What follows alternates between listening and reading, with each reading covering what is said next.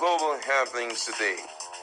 We communicate, we analyze global news. Stay tuned. The issue of national anthem fairly being introduced and being signed into law by the president has triggered a lot of reactions by Nigerians, and most people are wondering the speed at which the Senate, the lawmakers, approve things that are unbeneficial to the public. And people are wondering, do they really care about us? And for you to bring up this thing in a sensitive time like this, which is the first year of the reign of President Bola Ahmed Tinubu. Nigerians castigate, a lot of people have castigated it, and Reno Mokri also has spoken up about it. But someone just asked a question. In don't already tire in just one, he couldn't even defend him again. But however, let's look at what Reno has to say and also what other Nigerians have to say. My colleague is in the house. He's going to give us full details of what he said.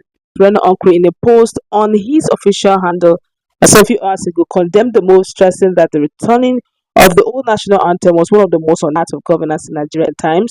Onkri said that the national anthem, which was used from independence in 1960 until 1978, was composed by foreigners, stressing that abandoning the indigenous anthem, uh, "Arise, O compatriots," national anthem, is taking the country backwards. He wrote, if I look sad in attached photo, it is for a reason. My heart is very heavy about Nigeria right now because, in my opinion, we just took a giant step backwards in our national journey.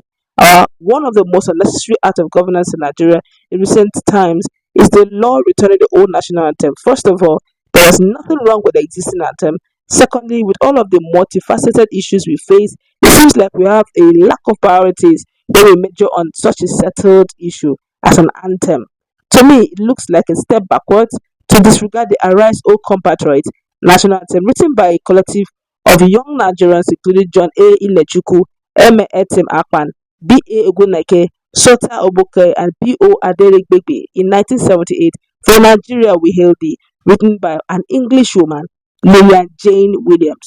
Does this sound preposterous that a foreigner should write our national anthem? Are we that shallow and uninspired that we cannot come up with our own indigenous anthem? You can imagine the land of such music icons like Fela and Nikolako Kuti, Osita Sadebe, Dan Maraya Joss, and contemporary stars like Sade Adu, Burna Boy, Davido, and Wizkid importing music of national significance from Britain, as my Yoruba brethren will say, "Oh wrong now, oh wrong now." Now, already the name Nigeria was given to us by another English lady, Flora Shaw, and she named us in 1879 in much the same way you name a dog. She did it tongue in cheek for an article she wrote for the Times of London. We ought to have even changed that name to something indigenous, such as the Republic of Wazobia, as Ghana did in 1957, where she changed from Gold Coast to Ghana at independence in 1957. We should also have a reverted to this original name for Lagos, Eko. Lagos is an imposed Portuguese name. The annoying thing is that the Portuguese who renamed Eko as Lagos were just opportunistic slave traders who did not set up any viable administrative structure. Instead of undertaking these name changes, we are rather doubling down on another colonial relic by discarding the anthem written by our own citizen for one written by a foreigner. I dare anyone reading this to name another country whose national anthem was written by a foreigner. Even a banana republic will not do that. Now, this is quite disheartening. This is coming from.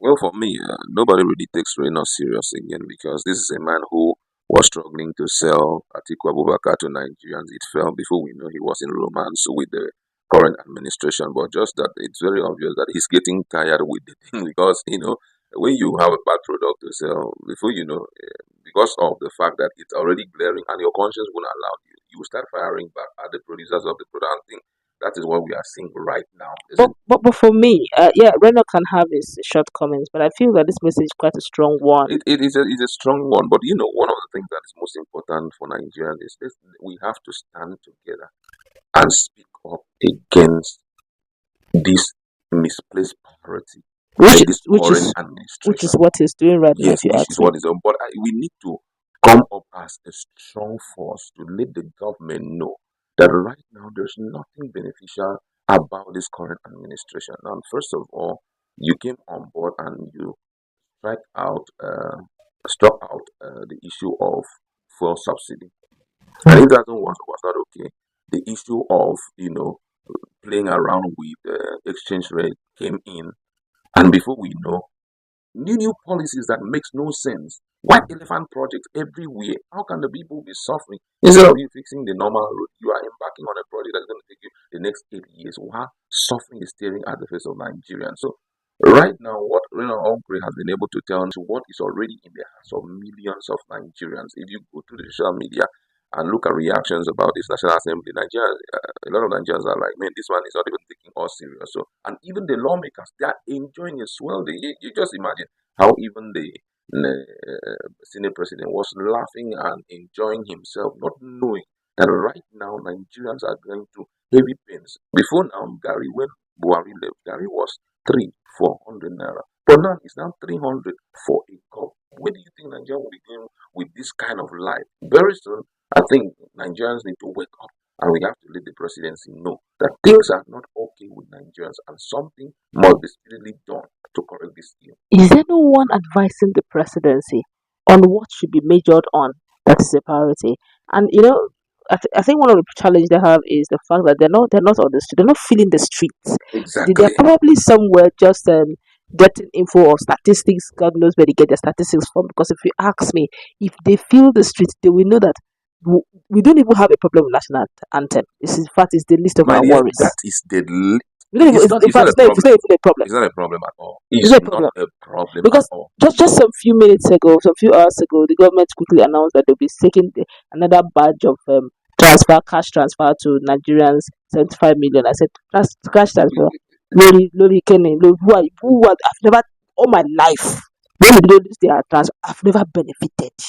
So sometimes when they see all those things that they give, I always wonder, are they ghosts that are giving this thing? And if there are people, have they ever, or is it that they just gather some people, 75 million transfer, they said, where are the people? Now you can give that transfer, unless you say that we are touching lives of Nigerians. Are you sure? We need to be more, down to earth, feel the pulse of Nigerians, because the president may be thinking that he's doing very well. Maybe somebody somewhere is telling him you're doing very well, and he's not feeling the pulse. Nigerians are really bad. Just very recently, statistics have increased that those who are into entrepreneurship, that small and medium scale enterprise, some of them have dropped it because they can't meet up with the cost of living. They're not looking for jobs. Now, if that continues, who is going to employ those people who are now freshly entering the market? So it's a dicey situation, and I think that's really unfair, insensitive of our legislature to really leave what matters to what does not matter. And laughing about, for them, they have done something great by changing national anthem. Well, I think the situation it came up abruptly in the sense that maybe the president did not know what to tell Nigeria on a day like this. Something phenomenal need to happen at least, So since there was nothing to show, since everything had always been on the pipeline, no specific developmental project, no specific, big achievement and all of that. The ministers, virtually all of them, they've done little or nothing. No, except for Wike. Wike is doing a lot of whatever progress. Wike is doing is not affecting the economy of Nigeria. Those things are long term. Wike is busy demolishing houses and all of that. Yes, he's trying to make sure that the landscape of Abuja is perfect, but is that the core problem of Nigerians? Of course not. All of that is being done to make politicians feel cool so that they can drive their best of cars and the poor will not be seen around the town and all of that. We won't see shanties around because we are building the best houses and all of that. Now let's go back to the people who took you to that position. If you want to take the statistics of how many politicians are in Nigeria, they are not up to, let me say, 10 million. Yeah, of course not. They're not. So the common man is much more on with them. What's the situation like? That's the most important thing that any government should think. But if you ask me, Fagbemi said something, the Minister of Justice said something. He said, halt it. Can we go and get public opinion on this? So who signed it into law? Who gave his assent? Is it not Mr. President?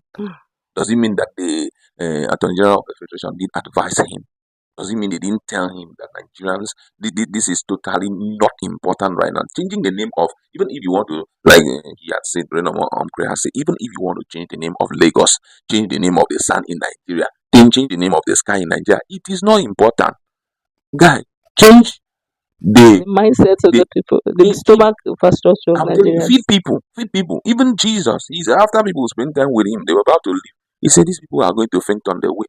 Please call them back, let them eat." Nigerians are dying. Nigerians are suffering. It's as if we don't even have a government again. Mm. What are we saying? All right, we could go on and on. Sincerely speaking, Nigerians are not happy with the latest development, with all the major priorities, and we are majoring on minors. It's a cause for concern. Let's meet in our conversation. What's your take? Have a nice Global happenings today. We communicate.